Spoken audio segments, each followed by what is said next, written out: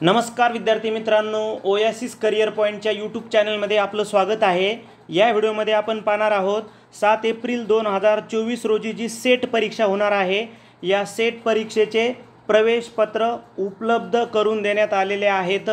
Set परीक्षेची जी website आहे, या वेबसाईटवर तुम्हाला प्रवेशपत्र डाउनलोड करता येतील। प्रवेशपत्र कसे डाउनलोड करायचे, त्याचबरोबर ही जी परीक्षा होणार आहे 7 एप्रिल 2024ला, या परीक्षेला सामोरे जाताना कोणती काळजी घ्यायची आहे, कोणत्या टिप्स फॉलो करायच्या आहेत आणि परीक्षेसाठी सकारात्मक बाबी कोणत्या आहेत, या संदर्भाने सविस्तर चर्चा आपण या व्हिडिओच्या माध्यमातून करणार आहोत। आपण जर setexam.unipune.ac.in या वेबसाईटवर जर गेलात तर अशी तुम्हाला एक होमपेज ओपन होईल। हे होमपेज ओपन झाल्याच्या नंतर जर तुम्ही खाली त्याला स्क्रोल केलं तर लगेच तुम्हाला दोन पद्धतीनं हॉल तिकीट डाउनलोड करता येईल। एक तर तुमचं ॲप्लिकेशन नंबर आणि जी डेट ऑफ बर्थ आहे त्यानुसार पण डाउनलोड करता येईल, किंवा तुम्हाला तुमचं नाव आणि डेट ऑफ बर्थ यानुसार पण तुम्हाला तुमचं हॉल तिकीट डाउनलोड करता येईल। या इथं क्लिक केल्याच्या नंतर तुम्हाला त्यांनी काही इन्स्ट्रक्शन्स दिल्यात, त्या इन्स्ट्रक्शन तुम्ही वाचू शकता आणि नंतर डायरेक्ट तुम्ही इथं क्लिक करा। या इथे क्लिक केल्याच्यानंतर प्रोसीड असं म्हणल्याच्या नंतर तुम्हाला तुमचे डेट ऑफ बर्थ आणि नाव किंवा तुमची डेट ऑफ बर्थ किंवा ॲप्लिकेशन नंबर टाकून तुम्हाला हॉल तिकीट उपलब्ध होईल। हॉल तिकीट उपलब्ध झाल्याच्यानंतर तुम्ही जे हॉल तिकीटवर सूचना दिलेल्या आहेत त्या काळजीनं वाचणं गरजेचं आहे। जिचं आपण एक हॉल तिकीट घेतलेलं आहे, काही बाबी ॲड केल्यात। 7 एप्रिल 2024 रोजी परीक्षा होणार आहे। 2 पेपर असतात, हे बाकी सगळ्या फॉर्मॅलिटीज तुम्हाला माहिती आहे। पहिला पेपर 10 ते 11 या दरम्यान होणार आहे आणि लगेच दुसरा पेपर 11:30 ते 1:30 या वेळेमध्ये दुसरा पेपरसुद्धा होणार आहे। Name of candidate, seat number, subject, centre, category, हे सगळी माहिती तुम्हाला एक्झामिनेशन सेंटर इथं त्यांनी तुम्हाला दिलेली आहे। ठीक आहे, तुमच्या हॉल तिकीटवरती माहिती उपलब्ध आहे। ज्या इन्स्ट्रक्शन आहेत त्या कोणत्या आहेत बघा। जनरली काय म्हणतात, the candidate is required to carry the admit card besides original identity proof such as driving licence, election card, Aadhaar card, passport और PAN. In absence which candidate will not be allowed appear for the SET examination. यापैकी एक जो आहे तुमचा identity proof घेऊन जाणं आपण गरजेचं आहे। बाकी त्याचबरोबर एखाद्याच्या ॲडमिट कार्डवर जर फोटोग्राफ नाही आला तर त्यांनी प्रिन्सिपल किंवा कॉम्पेटंट ऑथॉरिटीच्या संदर्भानं एक ओरिजिनल आत्ताचा फोटोग्राफ लावून त्यावर तुम्ही ते अटेस्टेड करून घेऊन जा। इन जनरली एखाद्या विद्यार्थ्यांच्या बाबतीत तसं होऊ शकतं। बाकीचे ब्ल्यू ब्लॅक बॉलपेंट 1 तासाच्या अगोदर जा, ह्या बाकी जनरली तुम्हाला माहिती आहे। ज्या विद्यार्थ्यांनी सेट एक्झाम दिलेली त्यांच्यासाठी हे काही नवीन नाही आहे। There will be no break between 2 sessions. तुम्हाला मध्ये 2 पेपरमध्ये ब्रेक दिला जात नाही। आता महत्त्वाच्या बाबी की आपण काय काय काळजी घ्यायची आहे परीक्षेसाठी। 2 दिवस अगोदरच प्रवेशपत्राची प्रिंट किंवा झेरॉक्स काढून घ्या, कारण कोणती अडचण येऊ शकते। त्यामुळं एकदम एक्झामच्या आदल्या दिवशी किंवा एक्झामच्या दिवशी झेरॉक्स न काढता अगोदरच तुम्ही तुमची काळजीपूर्वक ॲडमिट कार्डची झेरॉक्स काढून घेणं गरजेचं आहे।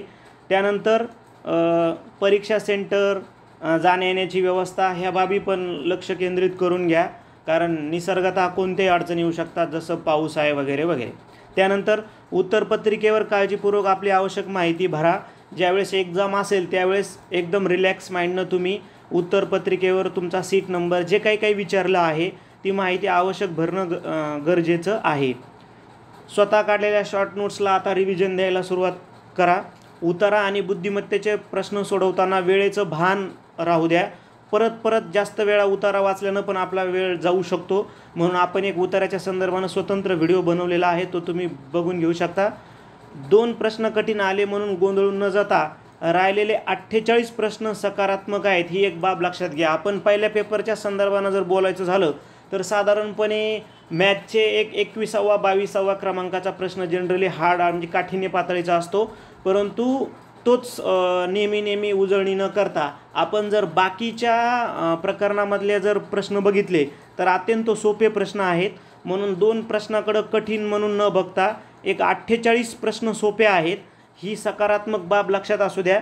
आणि जे तुम्हाला या अगोदरच्या व्हिडिओमध्ये महत्त्वाच्या टिप्स सांगितल्या त्या जर फॉलो केल्या, ते जर प्रकरण केले तर निश्चित तुम्हाला त्याचा फायदा होईल.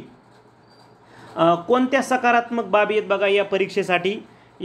जे विद्यार्थी या अगोदर सेट परीक्षा पास झालेत त्या विषयामध्ये, त्यांना त्याच विषयामध्ये सेट परीक्षा देता येणार नाही. त्यामुळं जे विद्यार्थी 2-2, 3-3, 4-4 मार्क्सनं त्यांचा एक्झाम जाते, निश्चितच अशा विद्यार्थ्यांना त्याचा फायदा होणार आहे. म्हणजे नेहमी तेच विद्यार्थी आता पास व्हायची जी काही पद्धत आहे ती मागच्या 1-2-3 वर्षापासून बंद केली आहे सेटनं. त्याचबरोबर चुकीच्या उत्तराला गुण कमी केले जात नाहीत. म्हणजे पूर्णचे पूर्ण तुम्ही प्रश्न जे आहेत सेटचे पूर्ण प्रश्नपत्रिकेमध्ये अर्थात पेपर 1 आणि पेपर 2 मध्ये तुम्ही ते क्लिक करू शकता. परीक्षा ऑफलाईन मोडमध्ये होणार आहे. त्यामुळं उतारा वाचताना किंवा एखादं मॅथचं कॅल्क्युलेशन करत असताना ते तुम्हाला खूप इझी असणार आहे.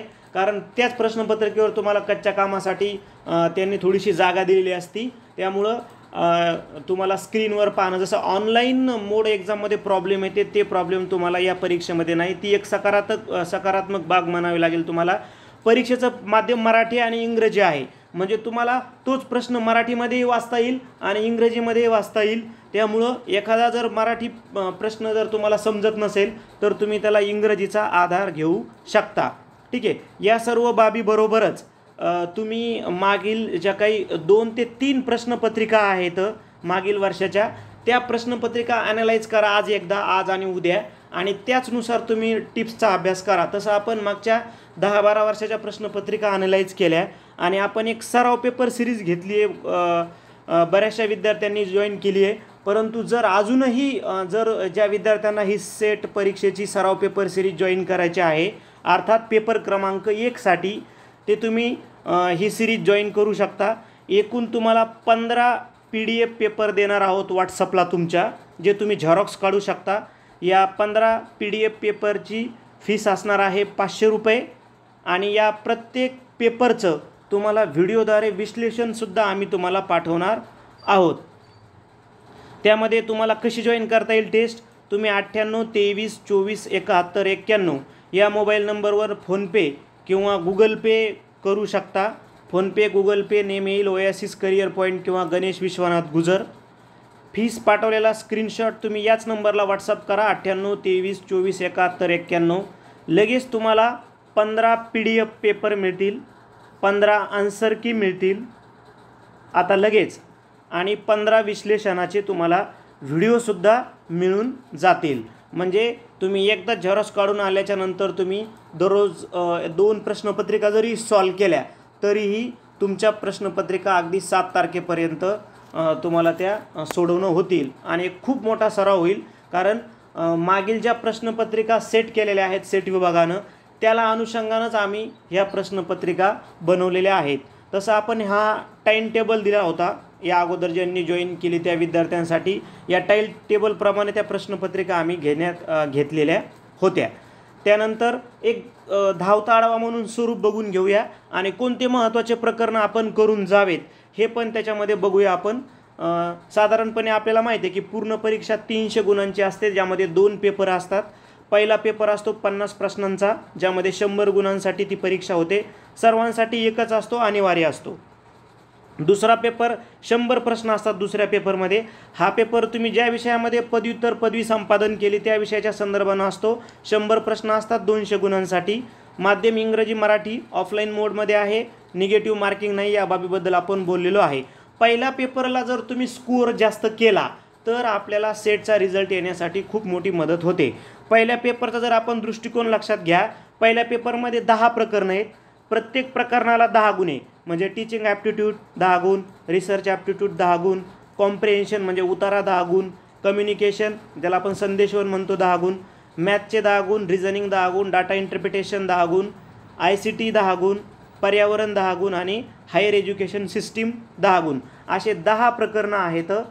एक प्रकरण 10 गुणांसाठी म्हणजे 100 गुणांसाठी हा तुम्हाला पेपर विचारला जातो. आता आपण जर अजून डिटेलमध्ये जर गेलो तर आपण मागच्या 8 दिवसापूर्वी जो व्हिडिओ बनवला होता की 20 दिवसाची प्लॅनिंग, त्यामध्ये जर तुम्ही बघितलं तर तुम्हाला आपण मागच्या 4-5 वर्षाच्या प्रश्नपत्रिका ॲनालाइज केल्या मुख्य, आणि त्याच्यामध्ये ज्या ज्या टॉपिकवर त्यांनी हायलाईट केलं आहे प्रकरणावाईज, त्या टॉपिकचं आपण काय केलं, एक IMP प्रकरणं काढलेले आहेत. जसं आता इथं जर आपल्याला बोलायचं झालं, पहिलं प्रकरण अध्यापन अभियोग्यता. याच्यामध्ये एक तुम्ही प्राध्यापक आहात या दृष्टिकोनातून तुम्ही प्रश्न सोडवायचे आहेत.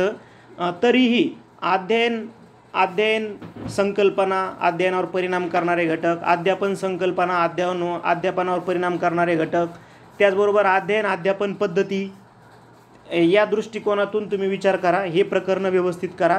त्याचबरोबर मूल्यमापनावर देखील दरवर्षी प्रश्न विचारला जातो, म्हणून मूल्यमापन हे जे प्रकरण आहे याला एकदा तुम्ही रिवाईज करून जा. संशोधन अभियोग्यतेमध्ये तुम्हाला परिकल्पना, संशोधन तंत्रे, संशोधन आराखडा, संशोधन नैतिकता, संशोधनाच्या पायऱ्या, त्याचबरोबर संशोधनाची वैशिष्ट्ये, संशोधनाचे प्रकार, संशोधन पद्धती यावर आधारित तुम्हाला त्यांनी प्रश्न हायलाईट केलेले असतात. आकलनावर आधारित म्हणजे कॉम्प्रेहेन्शनवर उतारा कसा सोडवायचा हा एक व्हिडिओज बनवला आहे, तो बघून घ्या. आपल्या टेलिग्राम चॅनल जे आहे सेटनेस स्टडी, तिथं आता असा देखील आपण अपलोड करू, तिथं तुम्हाला त्याची लिंक मिळून जाईल, किंवा आपल्या व्हॉट्सअप चॅनललासुद्धा त्याची लिंक तुम्हाला मिळून जाईल. त्यानंतर आकलनावर संदेशवहन हे पण अत्यंत इझी प्रकरण आहे. नेहमी जर तुम्ही संदेशवहनावरले प्रश्न बघितले तर संदेशवहन प्रक्रिया, वैशिष्ट्य, प्रकार, अडथळे यावर आधारित प्रश्न क्रिएट करतात, ज्यामध्ये प्रामुख्यानं विद्यार्थी शिक्षक आंतरक्रिया यावर प्रश्न क्रिएट केले. तर समूह संप्रेषणाचे जे विविध प्रकार आहेत त्यावर तर हमखास आपल्याला प्रश्न विचारलेला असतो. जर तुम्ही मॅथचा जर विचार केला तर मूलभूत गणितीय प्रक्रिया, अपूर्णांक, सरासरी, शेकडेवारी, काळकाम वेग, नफा तोटा, व्याज, सूट यावर त्यांनी प्रश्न हायलाईट केले. तर त्यामुळे हे प्रकरण परत एकदा रिव्हिजन करून जा. जर तुम्ही तर्कशास्त्रीय युक्तिवाद या प्रकरणाचा विचार करताय तर यामध्ये तुलनेवर आधारित प्रश्न विचारतात. तुम्हाला 4-5 विद्यार्थी त्यांच्या उंचीची तुलना, किंवा रेस विचारतात, रेसची तुलना असं विचारलेलं असतं. तार्किक क्रम विचारतात. तर्क व अनुमान फिक्स आहे, दरवर्षी एक्झामला विचारला आहे तर्क व अनुमान. वेन आकृती फिक्स आहे.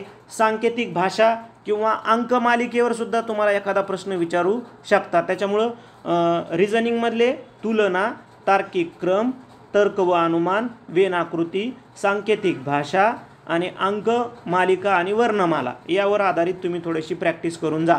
माहिती संप्रेषणामध्ये आपल्याला जे प्रश्न विचारले जातात, म्हणजे डाटा इंटरप्रिटेशन म्हणून त्याला, तुम्हाला एकतर पाय चार्ट दिला जातो, असा पाय चार्ट दिला जातो, नाहीतर एक टेबल दिला जातो, नाहीतर एखादा आलेख दिले जातात, त्यावरून तुम्हाला त्यांनी प्रश्न क्रिएट केलेले असतात. यामध्ये तुम्हाला मूलभूत गणितीय क्रिया, टक्केवारी, सरासरी, गुणोत्तर, प्रमाण जर तुम्हाला काढता आलं, कॅल्क्युलेशन जर करता आलं तर तिथंसुद्धा विद्यार्थी खूप मोठ्या प्रमाणात मार्क घेतात.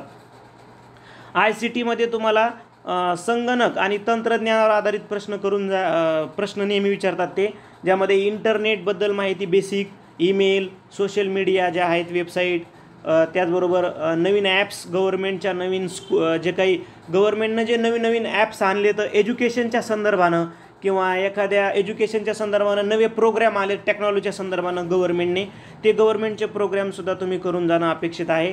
त्याचबरोबर उच्च विकास, लोकविकास व पर्यावरण याच्यामध्ये पर्यावरण परिषदा मुख्य करून जा. प्रदूषणाचे प्रकार आणि प्रदूषणाची कारणे, प्रदूषणावर उपाययोजना, ठीक आहे, हा एक पॅटर्न आहे. त्याचबरोबर कधीकधी आपल्याला जे काही बायोडायव्हर्सिटी आहे त्यावर आधारित आपल्याला प्रश्न तुम्हाला विचारले जाऊ शकतात. जसं जैवविविधता हा एक टॉपिक तुम्ही करून जाणं गरजेचं आहे. आणि परिसंस्थेवर देखील अलीकडे एक प्रश्न तुम्हाला विचारतात. जैवविविधता एक प्रश्न विचारू शकतात, परिसंस्थेवर सुद्धा तुम्हाला एखादा प्रश्न विचारू शकतात. उच्च शिक्षण प्रणालीमध्ये प्राचीन भारतातील शिक्षण, त्यामध्ये वैदिक शिक्षण, बुद्धकालीन शिक्षण, त्याचबरोबर जैनकालीन शिक्षण या संदर्भाने एक प्रश्न विचारतात. मिडल एजमध्ये तुम्हाला मुघल कालखंडातील शिक्षणावर एखादा प्रश्न पाहायचा आहे. ब्रिटिश शिक्षण अलीकडे आधुनिक भारतामध्ये. त्याचबरोबर भारत स्वतंत्र झाल्याच्यानंतर जे विविध योजना आल्या शिक्षणाच्या संदर्भानं, विविध आयोग आले, ह्या आयोगाच्या संदर्भानं देखील तुम्हाला अभ्यास करायचा आहे. सरकारनं विविध समित्या नेमल्या शिक्षणाच्या संदर्भानं. त्याचबरोबर नवीन जे काही शिक्षणाचे प्रकार, जसं मूल्य शिक्षण आहे, त्याचबरोबर तुम्हाला तंत्र शिक्षण आहे, तंत्र शिक्षणावर आधारित प्रश्न विचारला जाऊ शकतो. मूल्य शिक्षण, तंत्र शिक्षण, त्याचबरोबर डिस्टन्स एज्युकेशनवर आधारित तुम्हाला प्रश्न विचारला जाऊ शकतो. आणि NEP 2020च्या संदर्भानं देखील सुद्धा तुम्ही थोडीशी माहिती घेऊन जा. मला वाटतं आपण सर्वच विषयाच्या संदर्भानं चर्चा केलेली आहे. हे बुक्स तुम्ही यूज करू शकता. जवळपास सगळ्यांकडेच हे बुक आहेत, ज्यामध्ये के सागर पब्लिकेशनचं डॉक्टर शशिकांत अन्नदाते सरांनी लिहिलेलं पेपर क्रमांक 1साठी तुम्ही बुक यूज करू शकता. त्याचबरोबर विद्याभारतीचंही बुक आहे. आणि जर तुम्ही हिंदी किंवा इंग्लिशमध्ये जर पाहायचं आपल्याला, म्हणजे जर नेटची पण तयारी करत असाल तर दोन्ही परीक्षेसाठी पिअर्सन पब्लिकेशनचं बुक तुम्हाला उपयुक्त ठरू शकतं. जसं आता आपण बोललो होतो की तुम्ही अजूनही जर तुम्ही आमच्या जर सिरीज जॉईन केली तर तुम्हाला त्याचा फायदा होऊ शकतो. 15 PDF पेपर तुम्हाला आम्ही व्हॉट्सअपला पाठवणार, ते पण एकाच वेळेस 15 PDF पेपर, 15 आन्सर की आणि 15 विश्लेषणाचे व्हिडिओ, म्हणजे एकदाच तुम्हाला त्या झेरॉक्स काढता येतील. 500 रुपये फीस आहे. 98 23 24 71 91 या मोबाईल नंबरवर तुम्ही ती फीस पाठवू शकता, फोनपे गुगल पेनं. आणि स्क्रीनशॉट पाठवल्याच्या नंतर 2 मिनटामध्ये तुम्हाला 15 पेपर, 15 आन्सर की आणि 15 विश्लेषणाचे व्हिडिओ मिळून जातील. तुम्ही आम्हाला सोशल मीडियाला सुद्धा फॉलो करू शकता. आमचं YouTube channel, Telegram channel, WhatsApp channel, Facebook page आहे, इन्स्टा पेज आहे. या सर्व सोशल मीडियाच्या लिंक या व्हिडिओच्या डिस्क्रिप्शन बॉक्समध्ये दिलेल्या आहेत. तिथं तुम्ही जॉईन करू शकता. सर्व जे विद्यार्थी सेट परीक्षा देणार आहेत या सर्वांना ओएसिस करिअर पॉईंटच्या यूट्यूब चॅनलकडून शुभेच्छा. धन्यवाद.